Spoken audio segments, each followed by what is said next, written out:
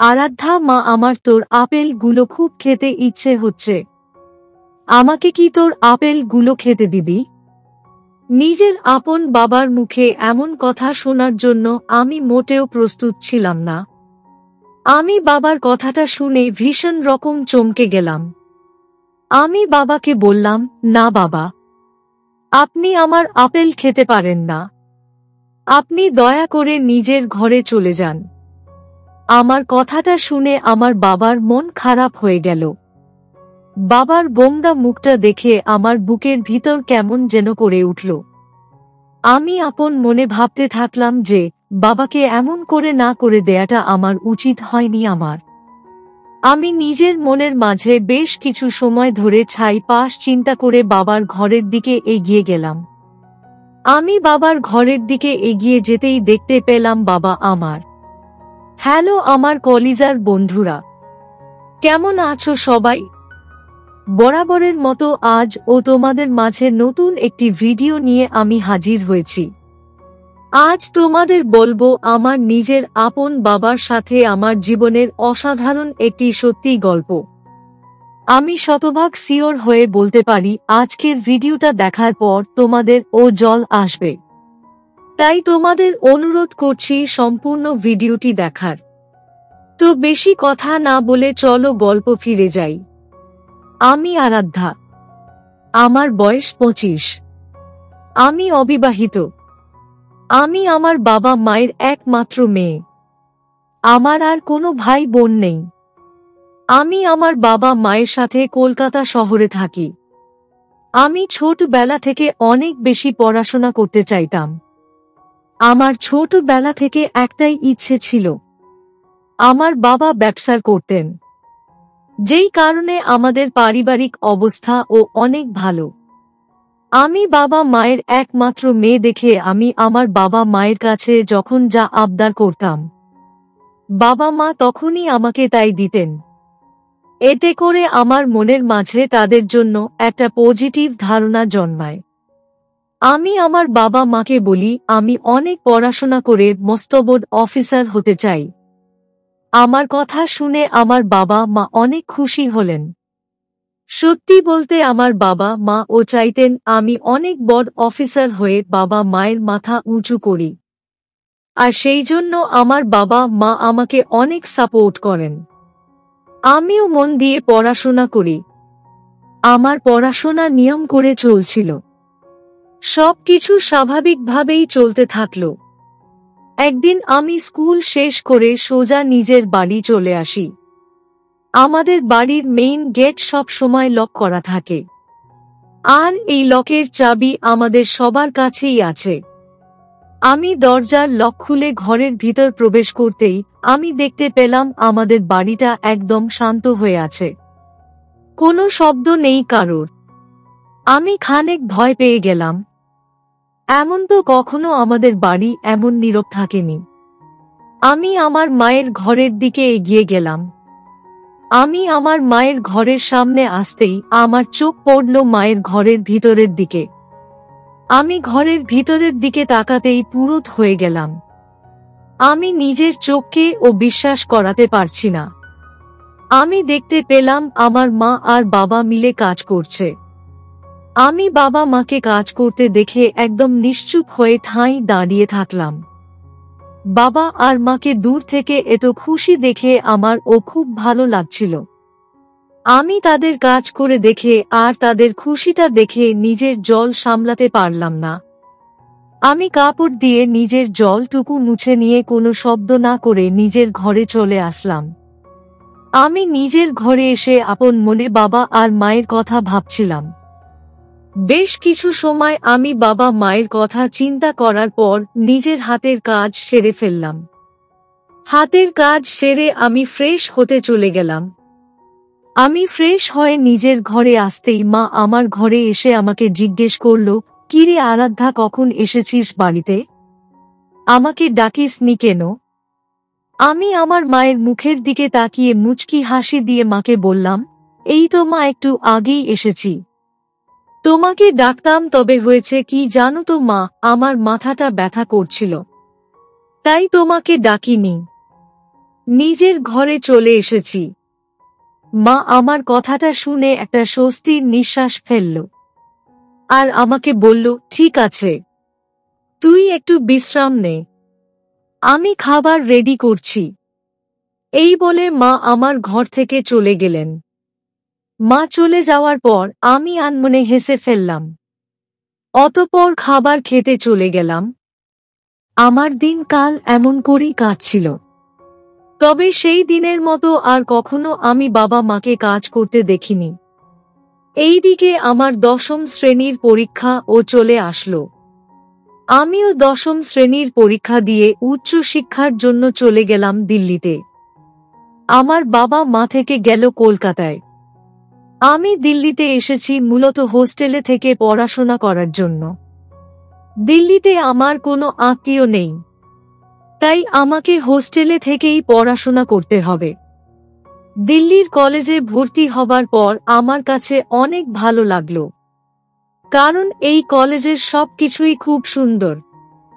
বিশেষ করে এখানকার ছেলে মেয়েগুলো, তারা আমার সাথে বন্ধুসুলভ আচরণ করত। আমার সব কাজে আমাকে সাহায্য করত। আমি কয়েকদিন লেট করে কলেজে ভর্তি হয়েছি বিধায় আমার অনেক নোট মিস হয়ে গেছে। আমার বন্ধুরা আমাকে সেসব নোট দিয়ে আমাকে অনেক হেল্প করল। আমি কখনো ভাবতে পারিনি যে আমি তাদের থেকে এমনভাবে সাহায্য সহযোগিতা পাব। আমি দিল্লি এসে ভালোই পড়াশোনা করছিলাম। তবে রাতের দিকে আমি যখন পড়াশোনা শেষ করে ঘুমাতে যেতাম, তখন আমার কেন যেন বাবা মায়ের কথা খুব করে মনে পড়ত। বিশেষ করে আমার বাবার কথা খুব মনে পড়ত। ইচ্ছে করত বাবার কাছে চলে যাই আর বাবার সাথে কাজ করি। তবে তো আর হয় না। আমার বাবা আমাকে নিয়ে অনেক কিছু আশা করেছেন। আমি বাবার সব আশা এমন করে ভেঙে দিতে পারি না। আমি নিজের মনকে শান্ত করে নিয়ে নিজের পড়াশোনায় মন দেই। একদিন কলেজ থেকে হোস্টেলে ফেরার সময় আমার বান্ধবী ইরা আমাকে বলল, আরাধ্যা, আমি তোকে একটা প্রশ্ন করতে চাইছিলাম, যদি তুই রাগ না করিস তো। আমি ইরার কথাটা শুনে খানিক অবাক হয়ে গেলাম আর ইরাকে বললাম, কি প্রশ্ন করবি বল, সমস্যা নেই কোনো।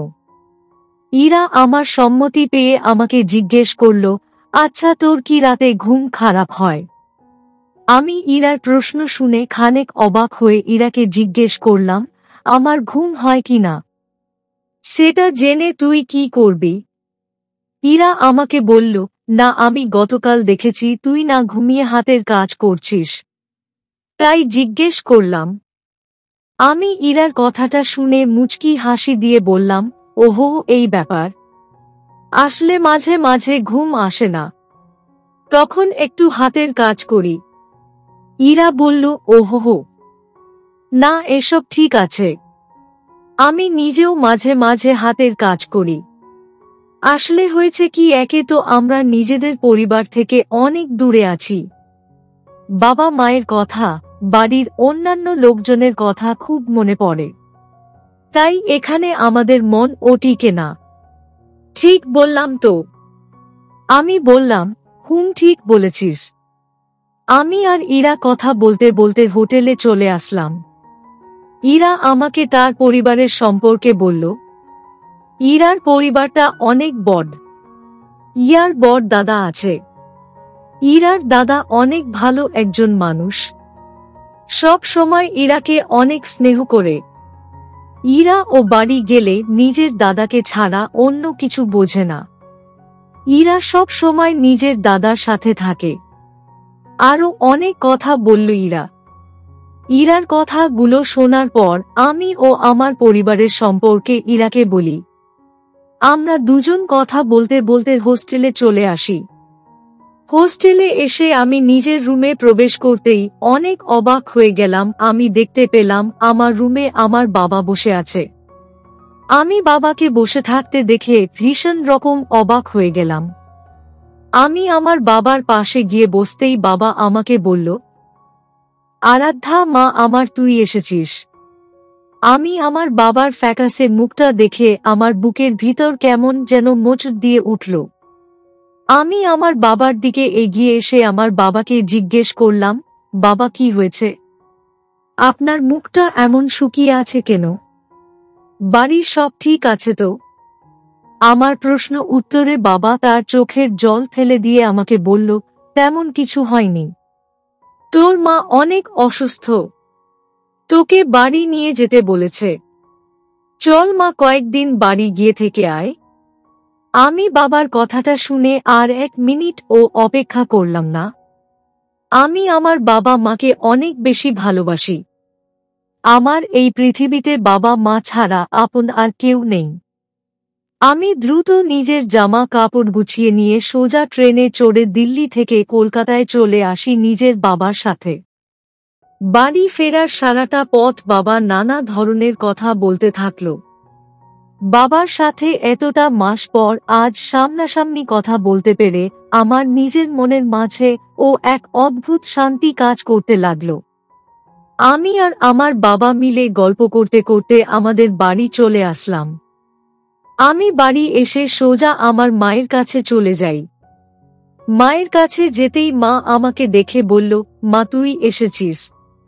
আমি অনেক অসুস্থ, তোকে দেখতে খুব ইচ্ছে করছিল, তাই তোকে ডেকে পাঠিয়েছি মা। আমি মাকে বললাম, মা তুমি চিন্তা করো না, আমি আছি তো। তোমাকে ভালো ডক্টর দেখালে তুমি একদম ঠিক হয়ে যাবে। আমার কথাটা শুনে মা কেঁদে ফেলল। আমিও মায়ের পাশে বসে মায়ের সাথে কথা বলতে থাকলাম।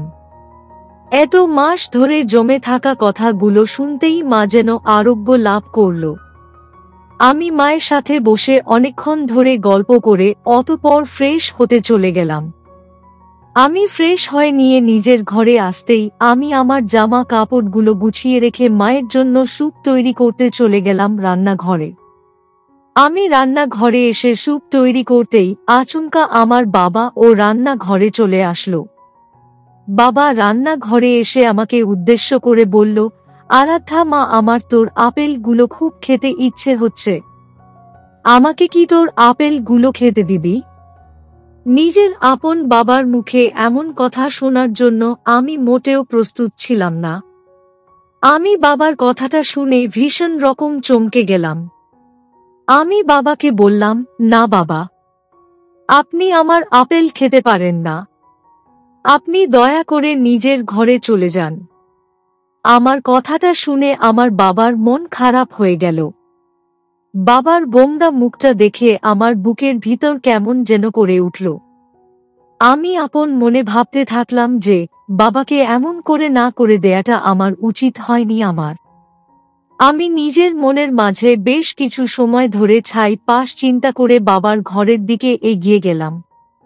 আমি বাবার ঘরের দিকে এগিয়ে যেতেই দেখতে পেলাম বাবা আমার ঘরে কিছু একটা করছেন। আমি বাবাকে ডাক দিতেই বাবা খানিক কেঁপে উঠলেন আর আমার দিকে তাকালেন। আমি বাবাকে জিজ্ঞেস করলাম, বাবা আপনি আমার ঘরে কি করছেন? বাবা আমার কথাটা শুনে আমার দিকে তাকিয়ে বললেন, তেমন কিছু না মা, এই আর কি একটু সব কিছু দেখছিলাম। আমি বাবার দিকে এগিয়ে গিয়ে বাবাকে বললাম, তখন আপনাকে আপেল খেতে বারণ করেছি বলে আপনি কি রেগে আছেন বাবা? বাবা আমার কথাটা শুনে মুচকি হাসি দিয়ে বললেন, আরে না, আমি রেগে থাকবো কেন? তাছাড়া তুই আমাদের একমাত্র মেয়ে, তুই তো এখন আর ছোট নেই, সবকিছু বুঝতে শিখেছিস। তুই যখন বারণ করেছিস তখন তার পেছনে কোনো কারণ তো নিশ্চয়ই আছে। আমি আমার বাবার সরলতা দেখে কি বলবো ভেবে পাচ্ছি না। আমি বাবাকে বললাম, বাবা সরি, আপনি আপেল খেতে পারেন, সমস্যা নেই কোনো। বাবা আমার কথাটা শেষ হতেই আমার আপেল নিয়ে খাওয়া শুরু করলেন। আমি আমার বাবার দিকে তাকিয়ে মুচকি মুচকি হাসছি। আমার বাবাকে দেখে একদম ছোট্ট বাচ্চাদের মতো লাগছে। ছোট্ট বাচ্চাদের মতো করে বাবা আপেল খাচ্ছে। আমি বাবাকে আপেল খেতে দেখে বললাম, বাবা আপনি থাকুন, আমি গিয়ে আমার কাজগুলো সেরে নেই। আমার কথাটা শুনে বাবা বলল, তোকে কাজ করতে হবে না মা, আমি তোর কাছে তোকে সাহায্য করব। আমি বাবার কথা শুনে খানিক অবাক হয়ে বাবাকে জিজ্ঞেস করলাম, বাবা আপনি আমার সাথে কি করে কাজ করবেন? তাছাড়া আমি মেয়ে মানুষ, আমার কাজ আমি করতে পারবো। বাবা আমাকে বললেন, তোর মা অসুস্থ, সে তো এখন কাজ করতে পারে না। আমিও সারা দিন বসে থাকি, আমার ও কাজ করতে ইচ্ছে হয়, আমিও কাজ করতে চাই মা। আমি বাবার কথাটা শুনে আপন মনে ছাই পাশ ভাবতে লাগলাম। অতঃপর আর কি, আমি আর বাবাকে কিছু বললাম না। আমি বাবার সাথে কাজ করা শুরু করলাম। আমার বাবা অনেক ভালো কাজ করতে পারেন, আমার ও অনেক ভালো লাগছে বাবার সাথে কাজ করে। আমি অনেক সময় নিয়ে আমি আর আমার বাবা মিলে সব কাজ করলাম। অতঃপর ফ্রেশ হয়ে নিয়ে মাকে খাবার খেতে দিলাম। সত্যি আজ আমার অনেক ভালো লাগছে। নিজের পরিবারের সাথে থাকলে অনেক শান্তি কাজ করে মনের মাঝে, এটা বলে বোঝানো সম্ভব নয়। অতঃপর আর কি আমি যতদিন বাড়িতে ছিলাম ততদিন বাবার সাথে হাতে হাতে আমি সব কাজ করতাম, আর বাবার সাথে গল্প করা তো আছেই। মা অসুস্থ হয়ে গেল, তারপর আমি আবার দিল্লিতে চলে গেলাম। যদিও দিল্লিতে যেতে মোটেও ইচ্ছে করছিল না আমার, তবে পড়াশোনার জন্য তো আমাকে যেতেই হবে, তাই চলে আসলাম দিল্লিতে। তো বন্ধুরা, এই ছিল আমার নিজের আপন বাবার সাথে আমার জীবনের একটি সত্যি ঘটনা। তোমাদের কেমন লাগলো আজকের গল্পটা? অবশ্যই কমেন্টে জানাবেন। প্রিয় বন্ধুরা, আজকের ভিডিওটি এখানেই শেষ করলাম। যদি আমাদের ভিডিওটি আপনাদের ভালো লেগে থাকে তবে একটা লাইক করবেন এবং চ্যানেলটি সাবস্ক্রাইব করবেন। আজকের জন্য আপনাদের কাছে বিদায় নিচ্ছি। দেখা হবে আগামীকাল নতুন একটি ভিডিও নিয়ে। সে পর্যন্ত সবাই ভালো থাকবেন। ধন্যবাদ।